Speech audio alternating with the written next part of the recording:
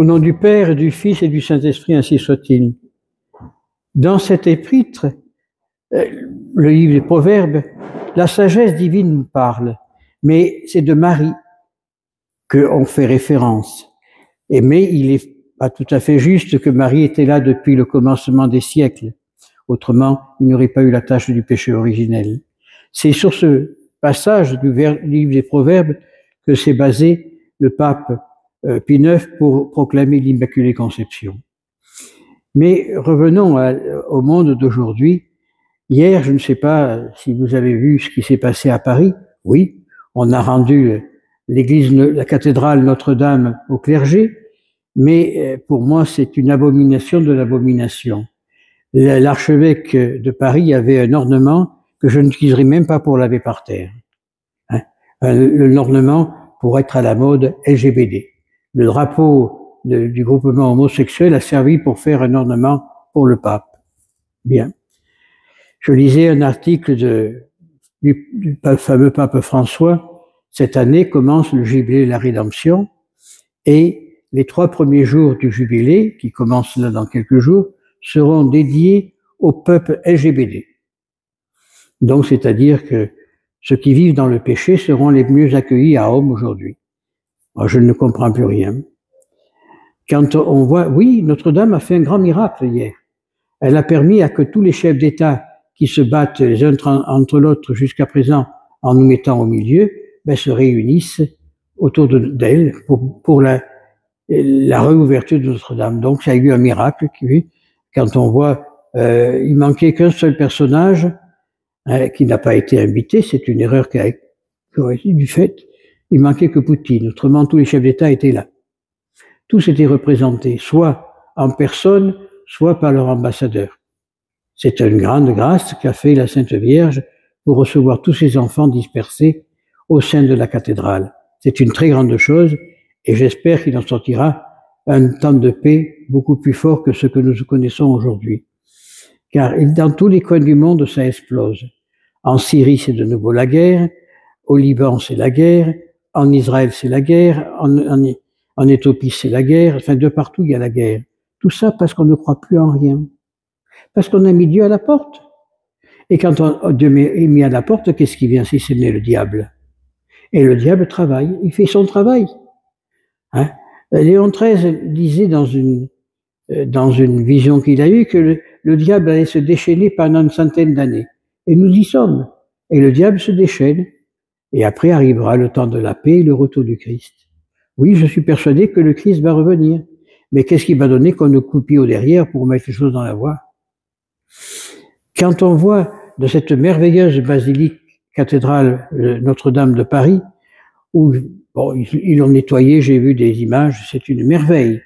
Mais alors ce mobilier, cet autel en bronze qui ressemble tout et à rien, ce baptistère qui fait des jets lumineux, non mais c'est l'abomination de l'abomination qui est rentrée dans le temple.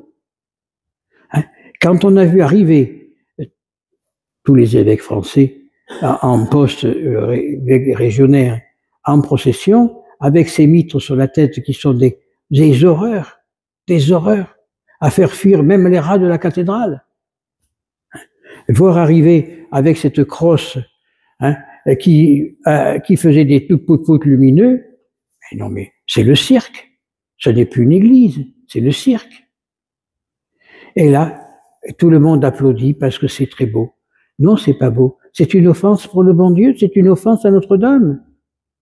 Il y a dans les tiroirs de la sacristie de Notre-Dame des ornements splendides, des ornements merveilleux, qui vont pourrir parce Castelbajac a décidé que notre ministre de la Culture a décidé que, avec l'archevêque riche de Paris, mais bon, je ne sais pas, j'aurais honte de me matiffer comme ça. Cette chape avec les couleurs arc-en-ciel, cette chape faite avec les couleurs du drapeau de l'LGBT, c'est la mode peut-être, mais enfin, l'Église n'a pas à suivre la mode. Alors on dit, au nom de la pauvreté, c'est pas de la pauvreté, ça, c'est l'idiotie, parce que il y a une quantité d'ornements dans les tiroirs, on ne les utilise pas parce qu'ils sont des riches. Et on fait faire d'autres ornements que l'on va payer. C'est ça l'offense à la pauvreté. C'est acheter des choses qu'on n'a pas besoin puisqu'on en a déjà. Et ça, le monde va mal pour ça. L'homme n'est plus capable d'écouter. L'homme est un sac d'orgueil. On a voulu supprimer Dieu des cœurs des hommes et on a mis le cœur de l'homme. Et l'homme, ce qu'il cherche, c'est agrandir. Mais agrandir pour sa gloire, non pour la gloire de Dieu. C'est comme ça que tout va mal. Hein? Alors, comme il est dit dans le livre des Proverbes, maintenant, fils, écoutez-moi, heureux qui observe mes voies. Écoutez l'instruction de votre sage, ne la rejetez pas. Heureux l'homme qui m'écoute, mais pas qui écoute l'homme, qui écoute Dieu, en veillant à ma porte jour après jour, en observant l'attrait de ma maison.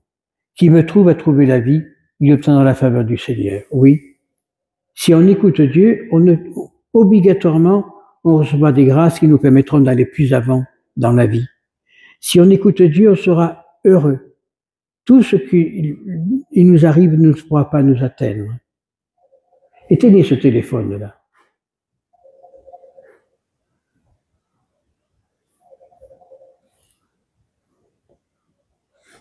C'est ahurissant. Marie, revenons donc à l'évangile, Marie a été choisie par Dieu depuis toute éternité. Là, il y a une question théologique très forte, le libre arbitre ou le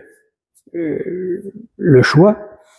Marie a reçu la visite chez elle d'un ange. Et l'ange lui dit, Marie, tu as été choisie par Dieu pour donner le Sauveur. Marie n'a pas réfléchi, elle a dit oui, fiat, de suite. Et à travers ce fiat, on a reçu Jésus. Et Jésus n'est pas né dans un palais de roi. Jésus n'est pas né dans un château, il est né dans une grotte, dans une étable, avec autour de lui deux bêtes, le bœuf et l'âne, qui sont des bêtes de bas étage, si je puis dire, des bêtes de trait. Eh bien, il nous démontre par là la pauvreté, la véritable pauvreté. Alors quand on voit les dépenses que fait l'Église d'aujourd'hui, non, non. Le pauvre curé d'Ars mangeait des épluchures de pommes de terre et achetait des ornements pour la gloire de Dieu. Ces ornements, maintenant, on les a brûlés parce qu'ils étaient trop riches. Et on utilise des serpillères pour la gloire de Dieu. Le curé d'Ars disait toujours, rien n'est trop beau pour le bon Dieu.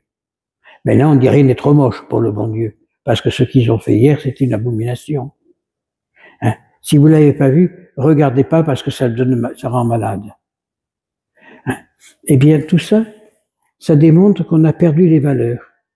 La valeur de la famille, la valeur de la patrie, la valeur de la terre, mais aussi on a perdu la valeur de la beauté. Nos ancêtres, nos parents se sont battus pour faire de belles choses. D'où les cathédrales, d'où les chapelles dans les villages. Qu'est-ce qu'il en reste? Maintenant, on construit des églises rondes. J'ai vu à Berlin, la cathédrale de Berlin, et je ne pourrais même pas célébrer la messe si on m'y paye. Hein? Et de plus en plus, on enlève la beauté. Et quand on rentrait dans une église, quand on rentre encore dans des vieilles églises, on se sent soulagé, parce que il y a le poids de la prière et puis la beauté qui est là, qui nous ouvre à la vie. Et cette beauté nous permet de rentrer en communication avec Dieu. Mais quand on rentre dans un lieu qui est horrible, on n'a qu'une seule chose, c'est de fuir. Parce que ce lieu nous dégoûte. Et bien, c'est ce qui se passe dans le monde aujourd'hui. Si les églises sont vides parce qu'elles sont pas belles, hein, on n'en a plus les églises, on a des ornements qui font peur même au diable. Hein, voilà. Alors, en ce jour où nous fêtons l'Immaculée Conception, où Dieu a choisi une femme pour nous donner la vie. Il a choisi Marie depuis toute éternité et pour qu'elle puisse nous donner le Sauveur. Il y a eu, donc au siècle passé, une dispute assez forte entre les théologiens en disant est-ce que Marie était prédestinée? Si elle était prédestinée, donc elle est née sans la tâche originelle, ou est-ce que Marie a été choisie, donc elle est née avec la tâche originelle? Ça, les théologiens se sont battus pendant des décennies. Mais la réponse a été donnée par Marie elle-même. à Lourdes. Quand Marie est apparue à Sainte Bernadette, elle a dit « Du soir l'Immaculée Conception, je suis l'Immaculée Conception ». Point final. Donc Marie a dit elle-même qu'elle était prédestinée depuis toute éternité par Dieu. Alors on pourrait se demander pour quelle raison l'ange Gabriel est parti pour voir Marie, pour lui demander si elle était d'accord. Et ça, c'est par amour. Dieu nous laisse libre du choix. Même si on est prédestiné à une chose, Dieu nous laisse encore l'instant final pour choisir si oui ou non on veut le suivre. Alors demandons à Marie, à cette douce mère, qu'elle nous apprenne véritablement à répondre oui à l'appel de Dieu, qu'elle nous appelle à répondre oui à la vie que Dieu nous a donnée, qu'elle nous appelle à répondre oui jour après jour pour louer le Seigneur et pour pouvoir demain matin recevoir les grâces nécessaires pour aller au paradis. Ainsi soit-il.